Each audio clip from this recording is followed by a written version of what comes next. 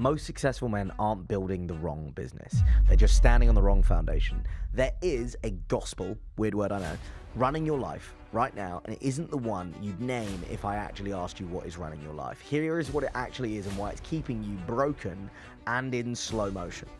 Without knowing you at all, I'm going to name a belief system that is running your life. It is the operating system in your brain since you were a kid. It is so pervasive, so culturally reinforced that most people mistake it for the objective reality in which they live. But it is not reality. It is a gospel that you have chosen to believe. It is a set of beliefs about how the world works and what makes a man valuable. And until you can name it, you can't choose something differently.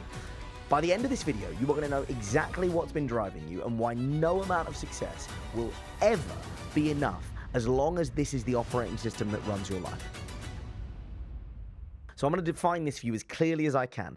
The performance gospel is the belief that a man's worth is measured by his output and that enough achievement will eventually, at some fantasy point in the future, make him whole. It is the idea that you earn your place in the world through what you produce.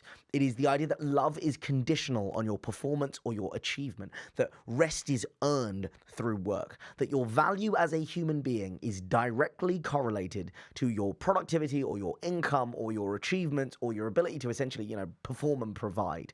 It is destroying you in slow motion and you don't even realize it's happening.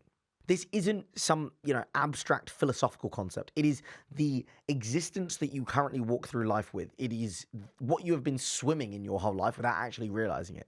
It comes from the Protestant work ethic mixed with late-stage capitalism, mixed with hustle culture, mixed with the social media highlight reels that we sit watching all day, and it is reinforced by every motivational speaker who told you, grind harder. Every parent who's ever praised you for your achievements, but not for who you are as a person. And it is the culture that celebrates the hustle and ignores the person behind it all. It is the reason why, what do you do is the second question that people ask when they meet you. It is the reason why your net worth feels so tied to your self-worth. It is the reason why you can't sit still without feeling guilty. Here's the insidious part. The performance gospel works.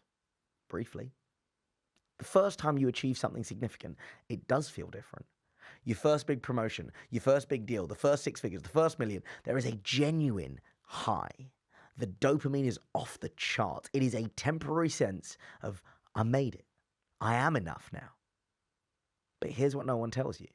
That feeling has a half-life. The second million doesn't feel like the first. The 10th deal doesn't feel like the first. Each achievement delivers diminishing returns as an emotional payoff. So, you assume you just need bigger achievements, bigger numbers, bigger wins. You are chasing a feeling that gets harder and harder to recreate. You are an addict who needs more of the drug to get the same high.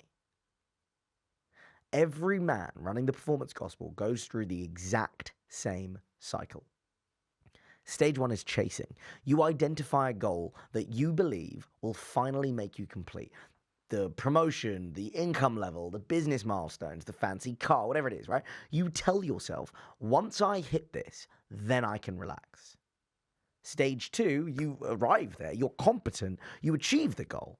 For a brief moment, maybe a few days, a few weeks, you feel that satisfaction that you've been chasing this whole time. You think, this is it. I've made it. Then stage 3, empty. The feeling fades. The achievement becomes your new normal. The voice in your head that says you weren't enough, it's back. It's now just recalibrated to a higher standard because the high didn't last. Stage 4, the bigger chase. Since your last achievement didn't deliver the satisfaction that you wanted, now you assume, I just aimed too low. The bigger goal is what I actually need. So you set a bigger goal. You work harder. You sacrifice more. The cycle repeats, but now you're even deeper. Each cycle takes more from you, more time, more energy, more presence, more care taken from the people whose presence you need to be around. The people who actually matter. And each cycle delivers less and less satisfaction than last time. No achievement is going to break the loop. Here is the fundamental problem with the performance gospel. It is trying to solve an internal problem with external solutions. The voice in your head that says you're not enough, that voice isn't based on objective reality. It's based on programming that you received before you were old enough to question it. And no amount of external achievement can silence your internal programming. You could make $1 billion, and the voice would say, yeah, but you're still not as innovative enough as Elon. You could build a massive company, and you go, yeah, but you were just lucky with your timing. You could achieve everything on the list, and the voice would just create a new list. The performance gospel promises that enough external validation will create internal peace. But internal peace doesn't come from external circumstances. It comes from the foundation that is in here. I'm not going to soft sell you on this. I'm not going to use fluffy aphorisms or speak in general terms that let you, project whatever spiritual framework feels comfortable for you.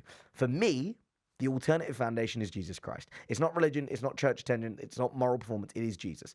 Because the radical idea that my worth isn't based on what I produce, but who I was created to be, that I don't already have to earn love, that I already have it, all of that is given to me because of Jesus. It is already established. This isn't about becoming less ambitious. This isn't about settling for mediocrity or abandoning big goals. It is about building those goals on a foundation that can actually support them. When you stop trying to earn your worth through achievement, something really interesting happens. You get better at achieving. Not because you're trying harder, but because you're now not sabotaging yourself with the desperate energy of someone who needs the win to feel okay about himself. You now make better decisions because you're not making them from fear. You take better risks because your identity isn't on the line with every outcome. And you build better relationships because you're not using other people to validate your worth. You still want to win. You still want to build. You still want to create value, but now you're doing it from wholeness rather than from a wound. If you're watching this, you're probably in one of two camps. Either this is landing and you're recognizing the performance gospel in its various forms in your own life, or you're resistant because I mentioned Jesus and you think that I'm now trying to convert you to Christianity. And I'm not, I promise. I'm not going to try and convert you to anything. I'm telling you what worked for me. I'm telling you what I've seen work for so many clients. I'm telling you that every alternative I've tried, stoicism, secular humanism, positive psychology, all of that left the core wound untouched.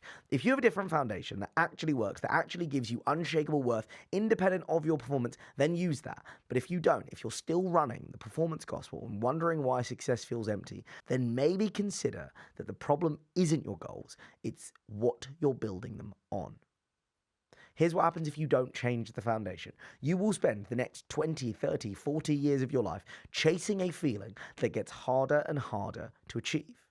You will sacrifice presence with your family for achievements that don't deliver what they promise. You will build a life that looks impressive from the outside, but feels hollow from the inside. Your kids will remember you as someone who was always working towards the next thing. Your spouse will feel like they're competing with your ambition for your attention. You'll reach the end of your life having achieved everything you ever thought you wanted and realize that you actually missed everything that actually mattered. Or you can choose a different foundation. If you've spent your whole life outrunning something, if you recognize the performance gospel in your own story, watch my video on outrunning the bear. That is the specific mechanism that's been driving you and why it stops working way earlier than you think it does. And once you can see the pattern, you can choose to step off the treadmill.